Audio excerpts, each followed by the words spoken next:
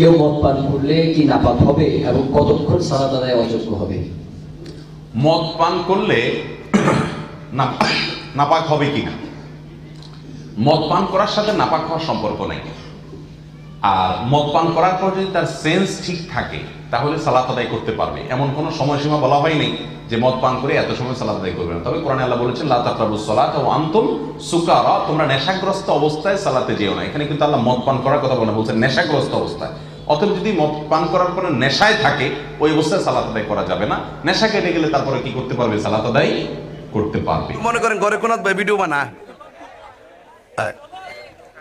যেটা দিবেন ইটো হেদিন দিছে ওই শায়েক রে গোমটা মৌলবী রে মাথার জন্মালটা দিয়ে ভিডিও বানা মদ খায়া নামাজ মদ খালে উজু ভাঙ্গিনি। আরে মদ খালে নাফাক হয়নি এ ফতোয়া দেখি তা মদ খালে নাপাক হয় না, তবে মদ খায়া যদি নেশা না হয় তাহলে নামাজে দাঁড়াইতে পারবো। এই মৌলবী এই মৌলবী যে মৌলবী কইছে 40 বছর আগে নবী ছিলেন না, এই মৌলবী আবার ডেলিভারি দিছে মদ খায়া যদি নেশা অবস্থায় মাতাল না হয় আল্লাহ বলছে ইয়া আইয়ুহাল্লাযিনা আমানু লা তাকরাবুস সালাত ওয়া আনতুম সুকারা, হে ইমানদারগণ তোমরা নামাজের কাছে যাইও না নেশাগ্রস্ত অবস্থায়। আল্লাহ কইছে নেশাগ্রস্ত অবস্থায় যাইও না, তাহলে মদ খাইলে যদি নেশা না হয় তাহলে যাইতে পারবো। অথচ হাদিসের মধ্যে কিন্তু আছে মদ খাওয়ার পরে কতদিন পর্যন্ত তার মানে তার উপরে শরীয়তের হুকুমটা কি এটা কিন্তু আছে 40 দিন পর্যন্ত তার উপরে শরীয়তের কঠিন এক হুকুম আছে না নাই? সে আবার আরেক বক্তব্য ইডো দিছে, আবার ওখান যায় হিডো দে, সকালে এক ফতোয়া দে ইডার আবার বিকালে ঘুরাইয়া দে। এর যদি আপনি ফতোয়া দেন যে এই আরেকবারের ওয়াইফাই ব্যবহার করা যাবে কিনা, এইটা তো ফতোয়া দিব মানে যত ধরনের ফতোয়া আগে লিখা না, এটা তো না না এটা তো মানুষের হ্যাঁ না এটা তো এরা নিজের মানুষের দেয় না, তো নিজে কম্পিউটার আগে লিখে রাখে, লিখে গ্রামের সেটিং তে রাখে, পরে উইটটা। আর এটা তো গুগল মৌলবী, কি মৌলবী? গুগল মৌলবী। ও গুগলে সার্চ দিয়ে দিয়ে বাইর করে প্রশ্ন কথা রেডি করে ওয়াজ উইটটা এখানে যায় আছে কিনা।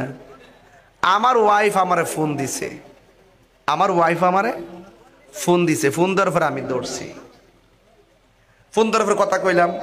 আর আমি ফোনটা ওয়াজ উইটটা আমার বউর ফোনটা দলমান কিনলে এইটাও হ্যাঁ আমি বলি এটা ঠিক করছি না। তোরা যে বাড়িটা কই হিডো জানি না, তোরা যে কই বিয়া করছে হিডো জানি না, একটা জায়গায় 5টা করে বই রয়েছে হিডো জানি না, পর দরা খাইলে জানি। কথা কোন ঠিক না বেটি? কি করলে জানি?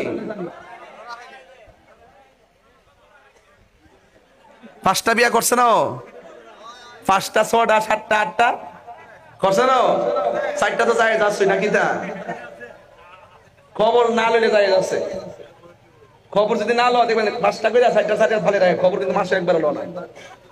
এগুলো খুব বাটফার সিস্টেম, খুব সতর্ক থাকবেন। ঈমান বড় দামি জিনিস, ঈমান বড় দামি জিনিস। এই জন্য আল্লাহর হাবিব বলছেন হাশরের মাঠে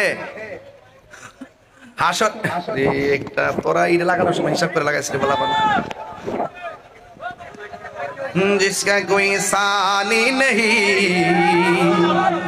यार रसूल को ना के लगा बाला नहीं जिसका कोई सानी नहीं वो नबी हमारा है जिसका कोई सानी नहीं ओ नबी हमारा है ठीक ना बोले जिसका कोई सानी नहीं वो नबी हमारा है मुस्तफा की आजमत का हाथ है ना किनारा है ठीक ना ভাইরা আমার রাসূলের সাথে কোনো তুলনা।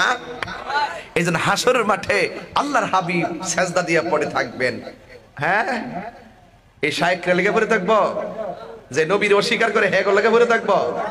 হ্যাঁ অত সোজা না। আল্লাহ বলে বন্ধু আমি যাকে ধরবো আপনি রাসূল ছুটি নিয়ে যাবেন, কিন্তু আপনি নবী যাকে ধরবেন তাদেরকে আমি ছাড়বো না। ঠিক না বেঠে? এই জন্য নবীর পক্ষে থাকবেন। নবী ছাড়া কবরে কোনো আপন আর আপন। রায়দ আহমেদ আপনি লিখেছেন মদ খেয়ে নামাজ পড়া যাবে কিনা, এ বিষয়ে আপনার একটা বক্তব্য নিয়ে বিভ্রান্তি তৈরি হয়েছে। ভিডিওটা কতটুকু অথেন্টিক নিশ্চিত নই। এ বিষয়ে স্পষ্টভাবে মাসালা জানতে চাই, মদ খেয়ে নামাজ পড়লে নামাজ আদায় হবে কি না। ভাই জাহেদ আহমদ, এ বিষয়ে আমাদের কোনো বক্তব্য নয়, বরং একটি প্রশ্নোত্তরের সেশন, একটা প্রশ্নোত্তরের ক্লিপ আমরা দেখেছি, এবং ক্লিপটা দেখে আমার কাছে মনে হয়েছে যে হ্যাঁ, এই কথাগুলো আমারই, এগুলো কেউ এডিট করে বিকৃত করে পেশ করেছে এমন মনে হয়নি আমার কাছে।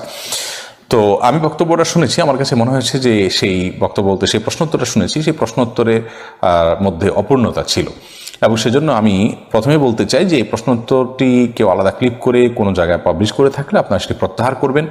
আমি শত শত হাজারো প্রশ্ন উত্তর দিতে গিয়ে কোনোটি উত্তরের ভিতরে অপূর্ণতা থেকে যাওয়াটা অস্বাভাবিক নয়, আর এটি তারই একটি। বিধায় আমরা সেখানে যেটি আসলে বোঝাতে চেয়েছি, প্রশ্ন এসেছিল যে মদ পান করে, আমি যদি ভুল না করে থাকি, যে মদ পান করে নামাজ পড়লে নামাজ হবে কিনা। প্রথম কথা হলো মদ হারাম, এ বিষয়ে আগে বলা দরকার ছিল এবং পরিষ্কার করা দরকার ছিল। আমি অবশ্য খুব সংক্ষেপে উত্তর দিয়ে চলে গেছি, মনে হয় 1 মিনিটও হয়নি, কয়েক সেকেন্ডে উত্তর দিয়ে চলে গেছি, কারণ আমি জানি যে মদ হারাম, এটিতে সবাই জানে। তারপরেও এটিকে আলাদা করে বলা দরকার ছিল যে মদ হারাম, এবং কোনো মুসলমান যিনি নামাজি হবেন তিনি মাদক সেবন করতে পারেন না, মাদকের দিকে পা বাড়াতে পারেন না, কারণ তার নামাজি তাকে এটা থেকে বিরত রাখার কথা। এটি সুস্পষ্ট হারাম এবং জঘন্য অপরাধ ইসলামে। কবিরা গুনাহ সময়ের মধ্যে থেকে, বড় কবিরা গুনাহ সময়ের মধ্যে থেকে একটি হলো এই মদ পান করা। এটার প্রথম কথা। দ্বিতীয় কথা হলো যে মদ পান যদি কেউ করেই ফেলে, এরপরে নামাজের সময় তিনি নামাজ পড়েন, তাহলে তার নামাজ হবে কিনা। এর উত্তর হলো যে মদ পান করার ফলে যদি তার ভিতরে নেশা তৈরি হয়, তাহলে সেক্ষেত্রে অবশ্যই তার উযু ভঙ্গ হবে এবং তাকে উযু করে নামাজ পড়তে হবে। আর যদি নেশা তৈরি না হয়, তাহলে তিনি মুখ ধুয়ে মদের অপবিত্রতা পরিষ্কার করে তারপর তিনি নামাজ পড়লে নামাজ হয়ে যাবে, অর্থাৎ এই ক্ষেত্রে উযু তার ভঙ্গ হয়ে যাবে না। কোনো হারাম ভক্ষণ করলে মানুষ নাপাক হয়ে যায় না, নাপাক হওয়ার সুনির্দিষ্ট কারণ আছে, এজন্য মদ পান করলেই মানুষ নাপাক হয়ে যায় না, আমি এই কথাটা বোঝাতে চেয়েছি। এবং মদ পান করলে গোসল ফরজ হয়, গোসল করে নামাজ পড়তে হয়, ব্যাপারটা সেরকম না, আমি এটা বোঝাতে চেয়েছি, কিন্তু জিনিসটা খুব বেশি হালকা হয়ে গেছে, সেজন্য আমরা ওই ভিডিওটাকে বা ওই বক্তব্যটাকে, ওই প্রশ্নোত্তরটাকে আমরা প্রত্যাহার করছি। এখন আমরা ক্লিয়ার করছি, মদ সংখ্যাগরিষ্ঠ আমাদের মতে, জমহুর আমাদের মতে মদ নাপাক। কোনো কোনো ওলামায়ে মদকে পাক বলেন, কিন্তু সংখ্যাগরিষ্ঠ ইমামদের মতে সেটি নাপাক এবং অপবিত্র, যার কারণে এই অপবিত্র জিনিসটা নিয়ে নামাজ পড়বেন না। আপনি যখন যদি এরকম মাদক সেবন করে ফেলেন কখনো, এরপর আপনার মধ্যে সম্বিত ফিরে আসলো, আপনি নামাজ পড়বেন আল্লাহর ভয়, আপনি লজ্জিত হলেন, তাহলে সেক্ষেত্রে আপনি এখন কুলি করে এই মুখ পরিষ্কার করে নাপাক দূর করে আপনি নামাজ পড়বেন।